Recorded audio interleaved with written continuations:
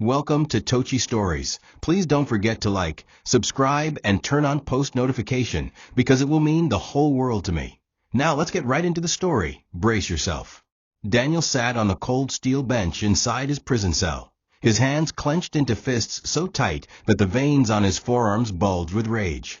The walls echoed with the sounds of distant murmurs, chains, and gates slamming, but Daniel heard none of it. His mind was a prison far darker than the physical one holding him. His eyes, once filled with charm and seduction, now glowed with hatred and obsession. The image of Chioma exposing him at the altar played in his head like a broken film reel, her voice sharp, her poise intact, her mic dropping as the projector lit up with the evidence of his lies. He could still hear the gasps, the screams, the sound of police cuffs tightening around his wrists.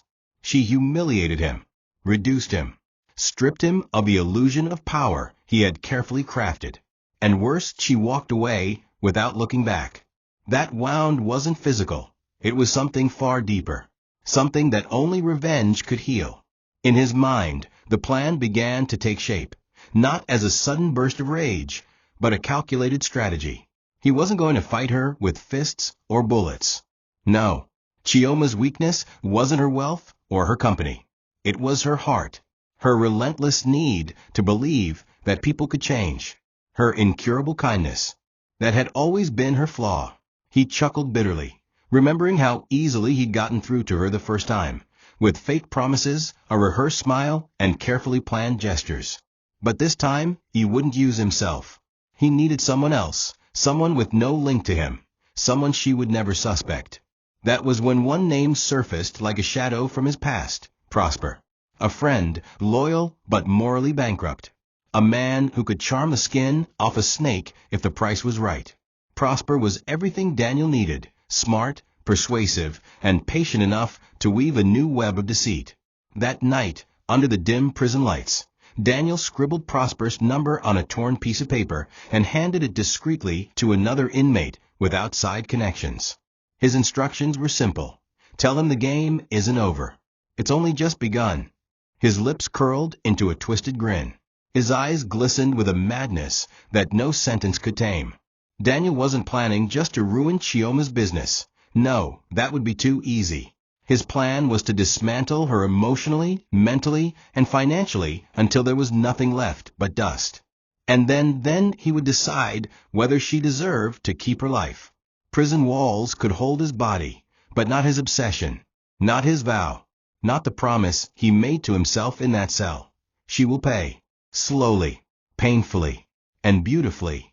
Cynthia sat on the cold cement floor of her cell, her knees pulled tightly to her chest, her arms wrapped around them as if trying to shrink herself into non-existence. The walls around her were peeling, stained with the weight of other forgotten lives. The voices of inmates arguing in the distance faded into a distant hum as she drowned in her own storm of regret. It wasn't the prison bars that confined her, it was the memories. Her mind was a cruel projector, forcing her to replay every moment she betrayed Chioma. Every meal Chioma made for her, every pair of shoes Chioma bought, every time Chioma hugged her and whispered, "I'll always have your back." It tore at her now, the horrifying realization that she didn't just betray a friend. She had destroyed the only family she truly ever had. She remembered the first time she stepped into Chioma's mansion, scared, broke, but welcomed like a sister. Chioma had always been the light, the one person who never made her feel like she was beneath anyone. She had given her a job, a roof, dignity, and love. But Cynthia's heart had chosen envy over gratitude. Even when Daniel entered the picture, she could have stepped aside. She could have told Chioma the truth. But greed whispered louder than love. Lust disguised itself as opportunity, and the twisted desire to finally be better than Chioma blinded her to the knife she was driving into her own sister's back. And now she sat with nothing. Her face that once held beauty now bore the weight of sleepless nights, of sunken cheeks, of eyes swollen from tears she could no longer hide. Every day in prison was a sentence of reflection. She watched the clock tick, not counting down to freedom, but mocking her, a constant reminder that some chains aren't physical. She wrote letters to Chioma daily, long rambling apologies, sometimes crossing out whole pages before tearing them to shreds. "I'm sorry," she wrote one day. "I'm sorry for destroying the only person who ever called me sister." But she never sent them. Deep down, she knew some apologies come too late. And the cruelest part? No matter how much time passed, whether she served a full sentence or was released early, the one thing she truly wanted back was gone forever. Chioma, her friend, her sister, her home. Prosper wasn't the kind of man who needed a moral compass, because he never owned one. His life was a game of calculated risks, fast deals, and charm dipped in venom. So when the call came, when Daniel's voice reached him through a burner phone passed via prison connections, he didn't hesitate. "The job?" he asked, already knowing. Daniel's voice was as smooth as it was cold. "Chioma, destroyer." And just like that, Prosper grinned. He knew Daniel wasn't talking about bullets or break-ins. No, this was psychological warfare. Prosper's specialty. "She's broken already. You just need to walk into the cracks," Daniel said. "She believes in people. She wants to heal. You're going to be the one she thinks is her cure." As he drove through the city that day, Prosper began researching. He scoured Chioma's recent media appearances. Headlines flooded his phone. "Billionaire bride betrayed at altar." From vows to cuffs, the wedding that shocked the nation. He watched her interviews, her composed smile, her graceful posture, but behind her eyes he could see it. The loneliness, the exhaustion, the fear of trusting wrong again. And that was the weakness Daniel had warned him about. Chioma's need to believe in redemption. Her inability to completely shut her heart, no matter how many times it was shattered. By the time Prosper stepped out of his black SUV and stood in front of the towering gates of the Okafor estate, his role was perfected. A well-dressed savior, a soft-spoken investor, a business consultant who just wanted to help. The guards barely questioned him when they saw the documents he carried, fake company portfolios, investment proposals, all forged to perfection. As he stared at the mansion, something flickered inside him. Not guilt, not yet, but a strange curiosity. "Let's see," he whispered to himself, adjusting his blazer. "If Daniel's right, this will be easier than stealing candy from a child." But little did Prosper know, some games change the player. It started slowly, like hairline cracks in glass, barely visible but growing with every second. Chioma first noticed it when a major supplier canceled a contract without warning. No explanation, no negotiations, just a cold email that read, "Due to unforeseen circumstances, we're withdrawing from all engagements." At first, she assumed it was a misunderstanding. But then came the second blow, a viral tweet accusing her father's company of exploitation, completely false, but it spread like wildfire. Influencers picked it up. Blogs ran with it. Comment sections flooded with hate. Rich people are all the same. Exposing the billionaire scam. Chioma watched it unfold helplessly, her hands trembling as she scrolled. It wasn't just bad PR, it was targeted, intentional. But by who? And why? Then the unthinkable happened. 3 senior staff members were kidnapped on their way home from work. They were released 24 hours later, shaken, bruised, but alive. Each of them carried the same message delivered by masked men. "Tell your madam, we'll ruin her. We'll ruin everything." The police got involved, but found nothing. No leads, no fingerprints, nothing. Chioma's father, hearing the news, collapsed into a coughing fit that left him bedridden for days. His once commanding voice now cracked like thin glass. "Chioma," he whispered one evening, squeezing her hand, "you have to lead now. You have to protect everything we built." Her heart shattered at the weight of those words. She was no longer just a daughter. She was now the shield and the sword. But how could she fight an enemy she couldn't see? Every day brought new battles. Competitors pulled out of deals. Former allies ghosted her calls. Social media kept bleeding, with headlines meant to destroy not just her business, but her name. And yet, amid the chaos, a stranger appeared. A man who seemed too perfect for such a storm. Prosper. He showed up at a shareholders' meeting she hadn't even invited him to, dressed in a crisp navy blue suit, holding a proposal that promised solutions. I've handled corporate crises worse than this, he said smoothly. If you let me in, I can help you turn this around.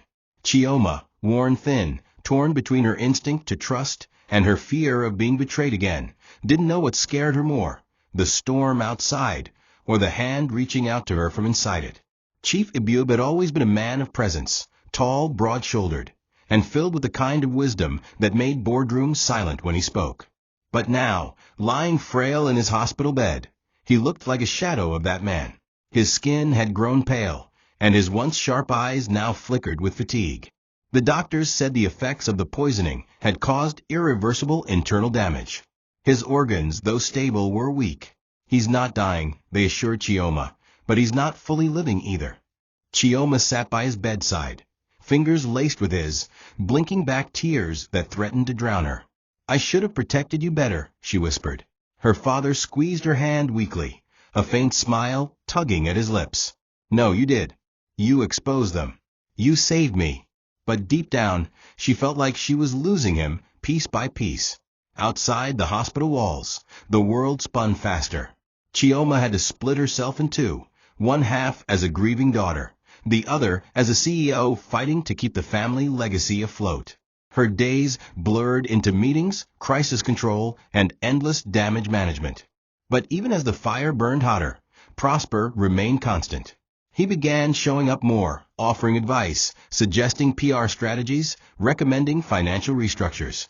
He was polished, confident, and spoke with the calm assurance of someone who had seen storms like this before. Whenever Chioma felt herself drowning, Prosper seemed to hand her a lifeline. You don't have to do this alone, he'd say, with eyes that seemed almost sincere. And yet, there was still a shadow in her heart. After Daniel, trust was no longer a door. It was a vault, sealed shut. Every time Prosper smiled, part of her wondered if it was real or rehearsed. Was he a blessing sent to pull her from the abyss, or was he another predator dressed in empathy? Her father sensed it too. One evening, as Prosper left the hospital room after delivering some investment ideas, Chief Ibube pulled Chioma close. His voice, though weak, was steady. Not everyone who helps comes with clean hands. Stay awake, my daughter. Stay awake. And those words haunted her. Prosper played his role with the precision of an actor born for the stage. His voice was the right mix of warm and authoritative. His gaze held just enough intensity to feel protective, but not overbearing. He made himself indispensable, offering resources, introducing Chioma to reliable crisis managers, and suggesting partnerships that could revive the bleeding company. At first, Chioma resisted. Her instincts screamed caution. But the walls were closing in fast. Contracts were dissolving, bank accounts were freezing, and board members were threatening to resign if a solution wasn't presented soon. And Prosper. He always arrived just when things were about to snap. The first time he handed her a contract for a financial bailout, Chioma sat frozen in her office chair, staring at the numbers. I don't need ownership, he said smoothly. Just a stake. Temporary. Let me invest. Let me help. Once you're back on your feet, we renegotiate. His words sounded harmless, almost generous. But Chioma had learned the hard way that nothing came free. Still, her hands trembled as she signed. Not because she trusted him, but because she was running out of options. She told herself it was just business. Temporary. Controlled. But in the deepest corners of her heart, a whisper echoed. Haven't we been here before? Prosper, however, wasn't prepared for the one thing that wasn't part of Daniel's plan, her strength. Despite her vulnerability, Chioma wasn't the same woman who once fell for Daniel's lies. She was sharper now, more cautious, and as the days unfolded, something unexpected began to shift. Prosper found himself staring at her longer than necessary. He noticed the way her hands clenched when she was anxious. He memorized the quiet sighs she made when the stress became too much. And somewhere in the middle of the job he was sent to do, he forgot where the lie ended and something real began. For Chioma, trusting someone again was like holding fire. It burned her palms whether she opened her hands or not. Every interaction with Prosper was a battle between survival instincts and suffocating loneliness. Some days, she wanted to believe that not everyone was like Daniel. that not every hand stretched toward her came with knives hidden in the sleeves. But the scars from the first betrayal were still fresh, layered with the pain of watching her best friend, no, her supposed sister, turn into her worst nightmare. So, whenever Prosper walked into her office with a smile, her heart stiffened. Her eyes studied him carefully, the subtle shifts in his expressions, the exact curve of his lips when he said the right things.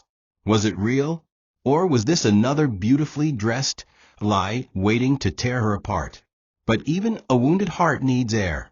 Despite every alarm blaring in her mind, Chioma found herself leaning toward Prosper's presence like someone desperate for warmth on a freezing night. The weight of the company was unbearable. Every phone call brought bad news, canceled contracts, shareholders pulling out, partners suddenly reassessing their commitments. Employees whispered in corridors, wondering if their jobs were safe. Customers flooded social media with doubts. The image her father spent decades building was cracking. No, shattering. And every time it felt like her knees were about to buckle under the weight of it all, Prosper was there. With solutions. With resources. With a kind of patience she couldn't tell whether to admire or fear. But what Prosper didn't realize was that Chioma wasn't as naive as Daniel painted her to be. While she smiled politely, nodded at his presentations, and discussed strategies late into the night, she was also doing her own homework. She had quietly hired a private investigator. Every handshake Prosper offered was cross-checked. Every document he submitted was scanned and scrutinized. She didn't confront him, not yet, because if there was anything the past had taught her, it was this. Never let the enemy know you see him coming. And as much as part of her wanted to believe in his goodness, the other part, the smarter, battered part, knew that some betrayals don't come with warning labels. If Chioma thought the previous weeks were chaotic, what came next was a hurricane. Major investors filed legal threats, claiming fraud based on forged documents they believed came from her office. Key employees resigned in clusters, some citing moral concerns, others admitting privately that they'd received anonymous threats against their families. A viral news report aired accusations that Chioma's company was involved in money laundering, a complete fabrication. But once it hit the internet, facts no longer mattered. People believed what was sensational. Bank accounts froze. Suppliers demanded upfront payments they knew she couldn't afford. The mansion, once a symbol of power, felt more like a suffocating tomb where the walls whispered doom. Prosper, watching the fire he helped ignite, felt a shift he wasn't prepared for. What started as a mission, sabotage, manipulation, deceit, now felt like watching someone drown while holding the only rope. And for reasons he couldn't explain, or maybe he didn't want to admit, he didn't want to let her drown anymore. He would stare at her sometimes, sitting in her office with tear-brimmed eyes, fighting board meetings like a lioness cornered. He noticed how, even broken, she was still kind, still considerate to her staff, still checking on her father between meetings. It gnawed at him. Daniel had described her as naive, fragile, stupidly trusting. But this wasn't fragility. This was resilience made flesh. Yet the grip of Daniel's shadow tightened. Prosper was trapped between two fires, the man he owed loyalty to and the woman who unknowingly began rewriting the lines he had drawn in his own heart. His reports back to Daniel became shorter, less detailed. His voice on the phone colder. But Daniel noticed. Stay focused, Daniel warned during one call, his voice sharp, suspicious. She's falling for it. Just a little longer, and we wipe her clean. But for the first time in years, Prosper wasn't sure what side he was truly standing on anymore. And that uncertainty terrified him more than Daniel's threats ever could. It was never supposed to feel like this. Prosper told himself that from the start. This was a job, a contract, an assignment. But one evening shattered every lie he'd been feeding himself. Chioma had broken down in her father's hospital room. Prosper had arrived unexpectedly to drop off financial reports when he heard her crying. Real, gut-wrenching sobs. Her father had suffered another health crisis. Doctors said his kidneys were failing, a direct consequence of the poisoning he survived months ago. She sat by his bed, clutching his frail hand, whispering, "Please don't leave me. You're all I have left. And Prosper, standing there unseen by the door, felt something in his chest twist painfully. Guilt. Or was it something worse? Something dangerously close to regret? Later that night, as they drove back to the estate in silence, Chioma suddenly broke it. Why are you helping me? Her voice was small but sharp. Everyone else walked away. You didn't. Why? And for the first time in his life, Prosper didn't know how to lie. His lips parted, ready to deliver the usual rehearsed answers, but nothing came. Instead, he looked at her, really looked, and saw not a mark to exploit, but a wound he didn't want to deepen. Because maybe you deserve someone who doesn't, he replied quietly. It wasn't a full truth, but it wasn't a lie either. And in that moment, something shifted between them. A fragile thread neither of them could name, but neither dared to cut. But as the car pulled into the driveway, Prosper's phone buzzed. A message from Daniel. Short, brutal. She's breaking. Finish it. And as Prosper stared at those words, his hands trembled, not from fear of Daniel, but from the horrifying realization that the line between duty and desire had completely blurred. And in the deepest part of his soul, Prosper knew. He wasn't just sabotaging Chioma's life anymore. He was sabotaging his own. Prosper had played many roles in his life, liar, manipulator, schemer, but he had never been a man confused by his own emotions. Until now, everything was supposed to be transactional. He was supposed to infiltrate Chioma's life, build her trust, then pull the rug from under her feet, just as Daniel instructed. But the longer he stayed, the less it felt like a mission, and more like a war within himself. He found himself caring when she walked into meetings exhausted, but still polite to the staff. He caught himself admiring her resilience when most would have collapsed under the pressure. There were nights he sat in his car after leaving her house, gripping the steering wheel and whispering to himself, this wasn't part of the plan. The boundaries blurred so badly now that he didn't know where the lie ended and where the truth began. But Prosper's change of heart came at a price. Daniel was getting impatient. The daily phone calls turned into demands. Why haven't you pushed her into signing full control? Why hasn't the deal gone through? Daniel's tone sharpened with suspicion. Prosper tried to buy time. It's complicated. She's stubborn, smarter than you made her sound. We need to do it carefully. But even as those words left his mouth, Prosper knew he wasn't just stalling for strategy. He was stalling because his heart was no longer aligned with the mission. Every time he saw Chioma sitting quietly by her father's bedside, whispering prayers between tears, something broke further inside him. This wasn't the naive rich girl Daniel painted her to be.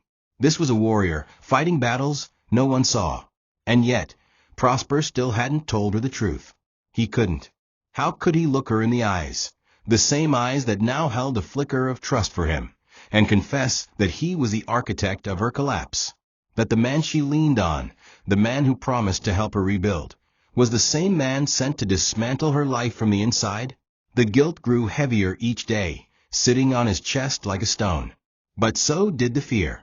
Because if Daniel ever found out Prosper's loyalty was cracking, the consequences wouldn't just be professional. They would be fatal. When Cynthia walked out of the prison gates, it wasn't freedom that greeted her. It was emptiness. She looked up at the sky, but even the sunlight felt heavy on her skin. The world had moved on without her. News outlets had long since buried her scandal under newer, fresher gossip. But the one person whose forgiveness she craved still held the keys to her personal prison. Chioma. She rehearsed her apology hundreds of times behind bars. The words formed easily when no one was listening. I'm sorry. I didn't know I was destroying the only person who ever truly loved me. But saying it face to face? That was a battlefield of its own. And Cynthia knew walking into that would mean opening herself to a rejection she fully deserved. When she finally gathered the courage, standing at the gates of the mansion that once felt like home, Cynthia's hands trembled. The guards almost didn't let her in, but her name still carried a stain recognizable enough to make them pause. She waited at the entrance, and when Chioma finally walked into view, the air between them tightened. Chioma froze, her eyes sharp, shoulders tensing instantly. No words were exchanged at first, just silence. A painful, suffocating silence. Then Cynthia stepped forward, voice shaking. Chioma, please. I know I don't deserve anything, but I need to say it. I'm sorry. I am so sorry. Her voice cracked as the tears spilled. I was stupid, blind, greedy, and I lost the only family I ever had. But Chioma didn't flinch.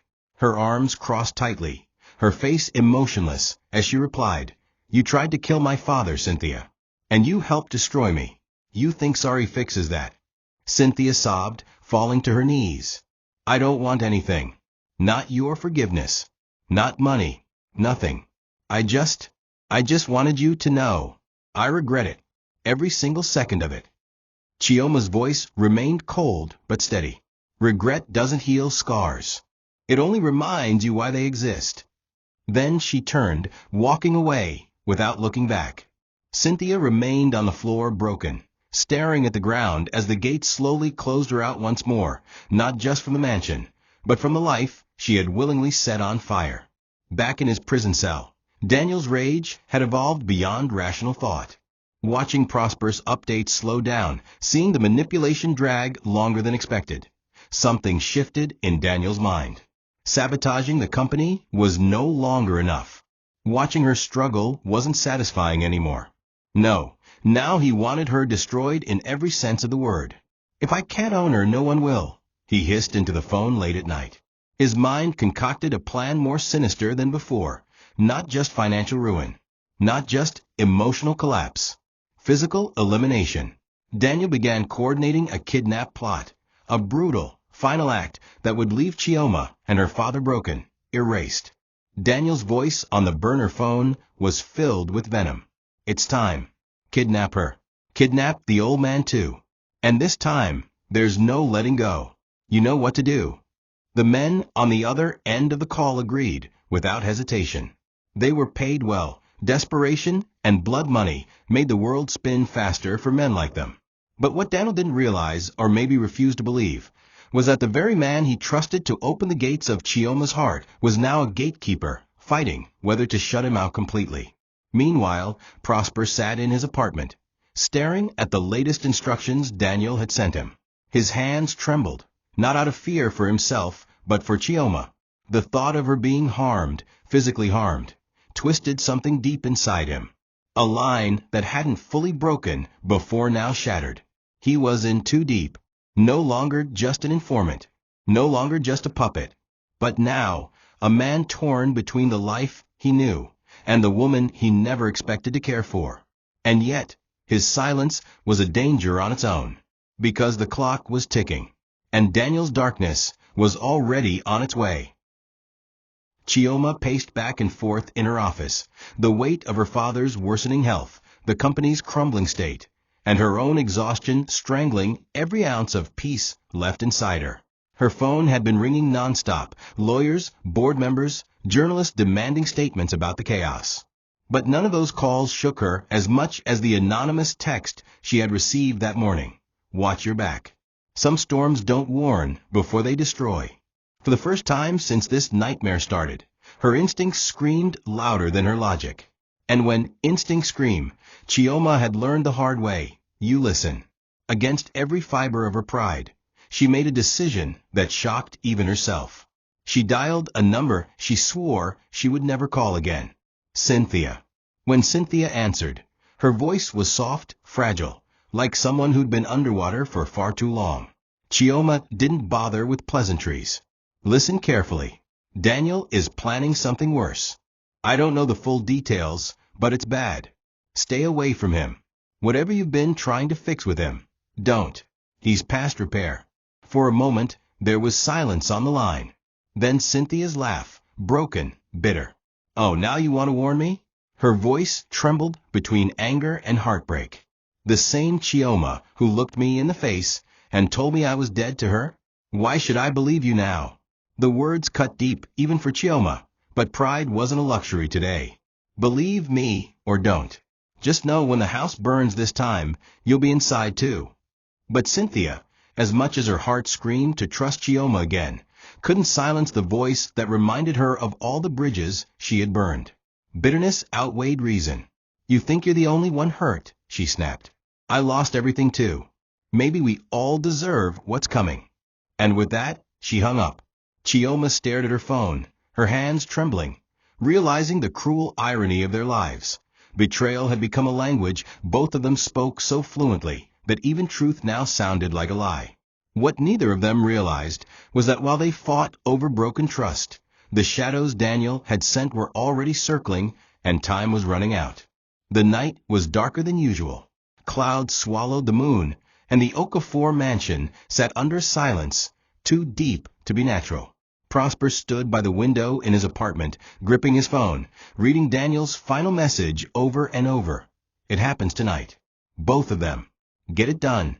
He had spent the entire day debating himself, rehearsing how to tell Chioma the truth, how to admit that the man she believed was her last thread of hope was actually the spider spinning her web. But every time he looked into her tired, trusting eyes, the words dissolved in his throat. And now it was too late. The plan was already moving. At exactly 11:27 p.m., two black vans rolled silently toward the mansion gates. Inside were Daniel's hired men, faces masked, armed not just with weapons, but with the kind of cruelty that came from knowing they'd never have to answer for what they were about to do. The mansion's guards didn't stand a chance. By the time they noticed anything, the tranquilizers were already piercing their skin. One by one they dropped. Lights cut out. Cameras went blind. Prosper, watching from a hidden car nearby, clenched the steering wheel so tightly his knuckles turned white. "What have I done?" echoed over and over in his mind. Inside the house, Chioma sat by her father's bedside, reading softly from a devotional her mother once loved. The sound of glass shattering jolted her. At first, she thought it was an accident. Maybe one of the staff had dropped something. But then the alarms, silent alarms wired to her phone, buzzed violently. Intrusion detected. East Wing. Main entry. Her heartbeat accelerated, her hands fumbling with her phone. Before she could dial for help, the door burst open. 3 masked men flooded in, guns pointed, shouting commands she couldn't even process through the fog of fear. One grabbed her father, yanking the 4 line from his arm. Chioma screamed, lunged, fought like a lioness, but 2 men pinned her arms behind her. "No, don't touch him. Don't." Her screams were muffled by a cloth pressed over her mouth, the sting of chemicals drowning her consciousness, as the world tilted into black. As the vans pulled away from the mansion, Prosper followed them, his foot pressed hard on the accelerator. His pulse roared louder than the engine. His mind raced in chaotic loops. This wasn't supposed to happen. I never meant for this to go this far. His hands trembled, sweating against the steering wheel, as he mentally replayed every step that had led him here. Somewhere between Daniel's orders and Chioma's laughter echoing in his memory, he had crossed a line there was no coming back from. And now, as he stared at the sight of her limp figure being dragged into a warehouse alongside her fragile father, the final straw snapped inside him. The moment the men left the van and entered the warehouse, Prosper stormed in behind them like a man possessed. "Wait," he barked, forcing a calm he didn't feel. "She's valuable." Daniel said no harm until further orders. The men grumbled, suspicious, but compliant for now. Prosper's hands shook as he knelt beside Chioma, checking her pulse. She was breathing. Barely.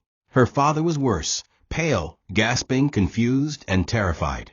Prosper gritted his teeth, turning his back momentarily, as the tidal wave of guilt crashed so violently into his chest it almost knocked him over. "You did this," his conscience spat. "You let this happen." But regret wasn't enough now.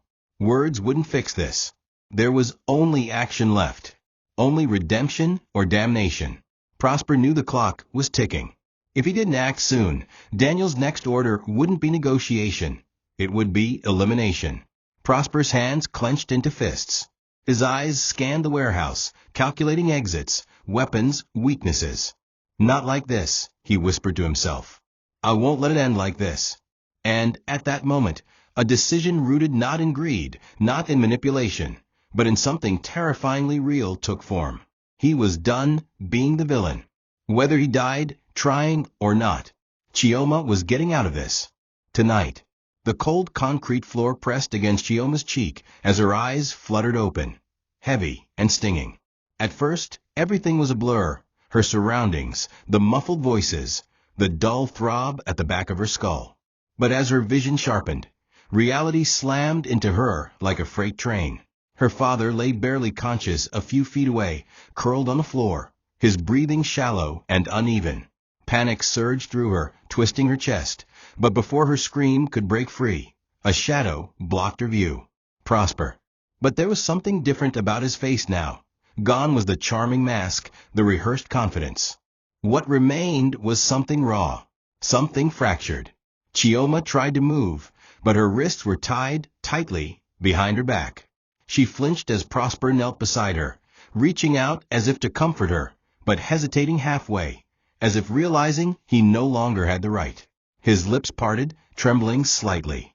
Chioma, listen to me. I need you to breathe. Just breathe. You're safe for now. I swear to you, I'm not going to let anything happen to you. The irony of his words made her want to spit in his face. Safe, she rasped, her voice hoarse. Look where we are, Prosper. You did this. You brought me here. Her eyes, normally filled with grace and softness, now blazed with a mixture of fear and unfiltered betrayal. And then it happened. The dam broke. Prosper collapsed to his knees fully, his hands trembling as he ran them over his face. Yes, I did. I was the one Daniel sent. I was the one meant to ruin you. Everything, all of it, the deals, the help, the kindness. It started as a lie, a job. His voice cracked, heavy with shame. But somewhere along the line, I couldn't do it anymore. I couldn't watch you suffer. I swear to you, Chioma. I swear on my own life. I didn't know it would go this far. I never wanted this. Tears burned in Chioma's eyes, not because of his words, but because somewhere deep inside, despite everything screaming that she shouldn't a part of her believed him. For a moment, the silence between them was deafening, broken only by Chief Ibub's ragged breaths in the background. Chioma turned her head away from Prosper, fighting the storm brewing inside her, rage, heartbreak, confusion, and something even worse, the whisper of relief that he wasn't entirely who she thought. But survival overrode emotion.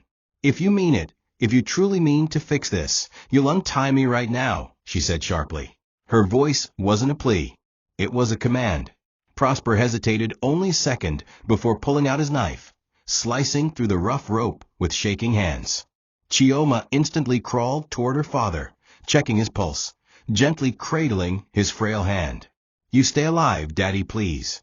Prosper quickly scanned the warehouse.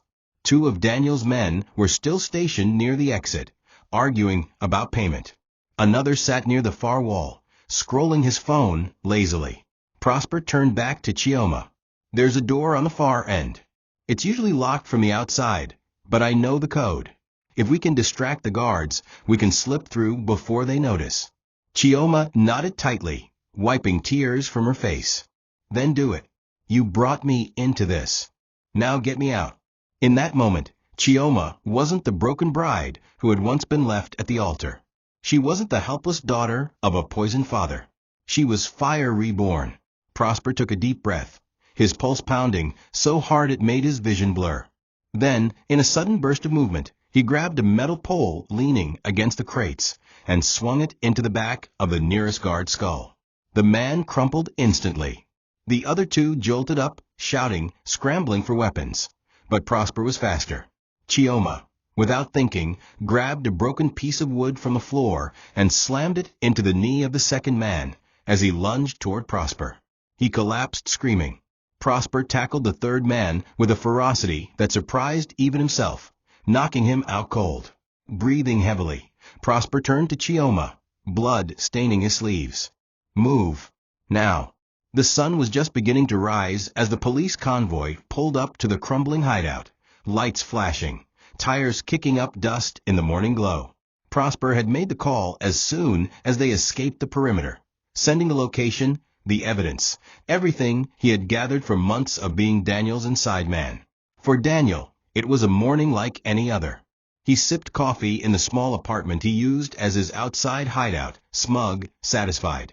scrolling through his phone and waiting for the update that Chioma was gone, broken beyond repair. But instead, what greeted him was the blaring headline: Heiress escapes attempted kidnap. Evidence ties ex-fiancé to new crime. His coffee cup hit the floor, shattering. His hands shook, not with fear, but with a rage that consumed every fiber of his being. Before he could move, sirens echoed from all sides. Doors were kicked down. Officers swarmed the apartment. Daniel lunged for the drawer where he kept his emergency passport and cash, but two officers tackled him down, pinning his face to the tile. "Get off me," he roared. This isn't over. This isn't. You hear me. It's not over. But the only thing that replied was the click of handcuffs locking into place. They dragged him out in front of flashing cameras, reporters yelling questions, bystanders filming. His once perfectly styled hair was disheveled. His face, a face once seen smiling in luxury wedding photos, now contorted into something monstrous, something ruined. Chioma stood nearby, watching from the safety of the police barricade, her arms wrapped around her weak father's shoulders as paramedics attended to him. Prosper stood at her side, hands cuffed, not because he was being arrested, but for safety protocol until his involvement was clarified. Daniel's eyes locked onto Chioma's as they shoved him into the police car. His lips curled into a final snarl. "This isn't over, Chioma. I'll haunt you. You hear me? I'll haunt you till the day you die." But Chioma didn't blink. Her face was calm, steeled, as she whispered under her breath, words only she and Prosper could hear. "Not if I bury you first." Far from the flashing lights, the police sirens, and the screaming headlines, Cynthia sat alone in the dimly lit apartment she now called home, if it could even be called that. A single mattress on the floor, a broken wardrobe, a cracked mirror that seemed to mock her every time she caught her reflection. She stared into it now, running her hands over her hollow cheeks, her eyes red-rimmed and tired. The vibrant, confident, flawless woman she once was, the one who wore designer gowns and posed for photos next to Chioma galas, was gone. What stared back at her now was a ghost of bad choices, a portrait of regret framed by loneliness. Her phone vibrated again, yet another headline notification about Daniel's arrest, about Chioma's survival, about the empire that refused to crumble. And once again, Cynthia felt that familiar weight pressed down on her chest. Not jealousy this time, not envy, just the suffocating realization that she had destroyed herself with her own hands. Her mind looped back to the countless nights Chioma cooked dinner for her, the times they stayed up talking about their dreams, their futures, their hopes. And then the knife Cynthia had planted into Chioma's back. For what? She whispered to herself, hugging her knees. For what? Money? A man? A life that was never meant for her? She had tried to apologize. She had begged. She had fallen to her knees outside the very mansion that once welcomed her like family. And Chioma's words that day echoed now, louder than the headlines, louder than regret. Regret doesn't heal scars. It only reminds you why they exist. Cynthia squeezed her eyes shut, rocking back and forth as fresh tears blurred her vision. I lost her. I lost her forever. There was no going back, no redemption arc, no miracle reunion. What remained was a lifetime of silence, a lifetime of looking in the mirror and knowing that she was the villain in her own story. The weeks after Daniel's arrest were a blur of recovery, both for the company and for Chioma's family. Chief Ibube stabilized, though weaker than before, now using a wheelchair. But every time he held Chioma's hand, he would smile faintly, his eyes proud despite his failing body. You saved me, my daughter, he often whispered. You saved all of this. The company was a different battlefield, but one Chioma fought with renewed ferocity. With Prosper's help and his full cooperation with the authorities, they exposed every thread Daniel had woven into the sabotage. Contracts were renegotiated. Stolen funds were recovered. Slowly, the empire began to breathe again. As for Prosper, their relationship was the most complex scar of all. He had betrayed her, yes, but he had also saved her.